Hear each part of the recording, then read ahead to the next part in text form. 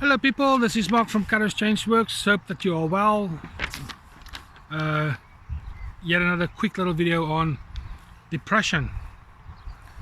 Now, some of you may ask the question, what will I go through? What am I supposed to expect if I go to my GP for some assistance when I want to treat depression? What will they do? What will they say? What is it that I need to tell them? In this video, I'm just going to give you a couple of pointers which I think you will be asked, and also what I've experienced myself. When you go and see your doctor of sorts, they're going to speak to you about at least your mood. They're going to ask you what your normal mood level is and where it is now. That is a key indicator for them to see whether they are on the right path. So be prepared to be honest with your GP, doctor, health professional, whatever it is called in the country that you are from. They will talk to you about the changes in your mood. So that's one thing. They may go on and talk to you about your appetite.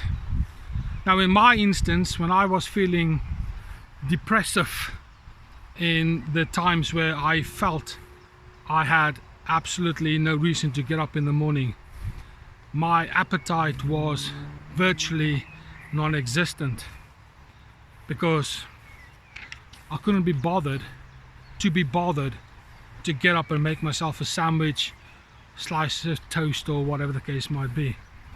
There was just nothing in me that could generate that kind of energy to do that. So you will be asked about your appetite. The doctor may even ask you to do a diet diary, what you eat, so that they can see whether you're getting the nutrients that you need, generally speaking, for your physical well-being. But also it will help them to identify and kind of sift through all the fluff in terms of making a correct and accurate diagnosis of whether you are depressed or not. So be prepared that may come your way when you ask for some help. And the key thing is, be honest. They will ask you about your sleeping patterns. They will tell you that you need to sleep between 6 and 8 hours a night. Yes, and that is probably good advice. Chances are you're not, because you feel depressed. But when you go and seek for help, speak to some professional, chances are they're going to ask you about how many hours you sleep every night or every day. Because I found that sometimes in the middle of the day I wanted to go sleep, so I didn't sleep during the night. Be honest when you give the professionals that kind of information. It will help you in the long run. As I've discussed in another video, your activity level will completely decrease from what is normal to something that is bearable in its recognition of who you are.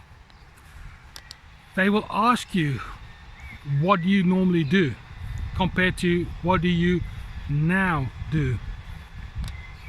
And if there's a decrease in your activity level, that will give them another good clue as to diagnose you accurately. Again, honesty is the key thing here. Finally, they will ask you about your thought patterns.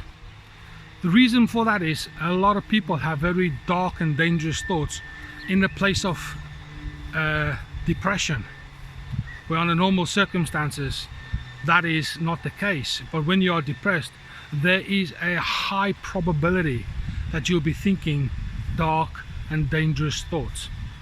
Again, my friend, be honest with your healthcare professional and tell them accurately what's going on, so they can help you in the most effective way they possibly can.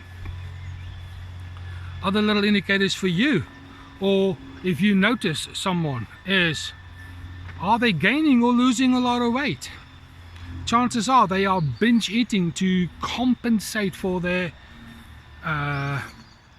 state of depression, or they are feeling guilty that they feel depressed because it may not be an acceptable thing in their culture, in their family history, in their own mind. So there's this compensation that may take place. So bear in mind weight loss or weight gain. Is there problems in the different relationships that there is?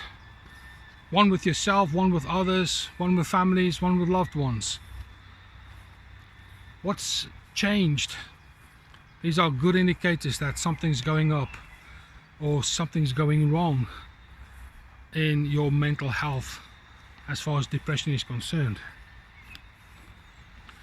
The one that I don't like to talk about much, but it is a massive thought for people who are in a state of depression, that is self-harm and suicide or harm to others. This is the thing that scares me the most, because that is pretty much what the history is in my family as far as my now separated wife is concerned, and it is one that scares me tremendously. Thoughts of suicide, acting it out, self-harm and thoughts of self-harm, and harming others or thoughts of harming others. My friend, that is a dangerous place. Please, please, please do something about it as soon as you notice that your thoughts are turning dark and dangerous. Seek some advice, seek some help, do anything to get out of that place. And it starts with making a first step. I know it's tough and I know it's difficult, but I can tell you now, it is worth every single effort and energy that you have to give. So there you go, my friends. That is just a couple of things that you may be asked if you go and seek some advice and help for dealing with this thing called depression. For now, this is it. If you like the video, subscribe, share, comment, hit the bell. And for now, this is Mark from Callous Change Works, and I'll speak to you soon.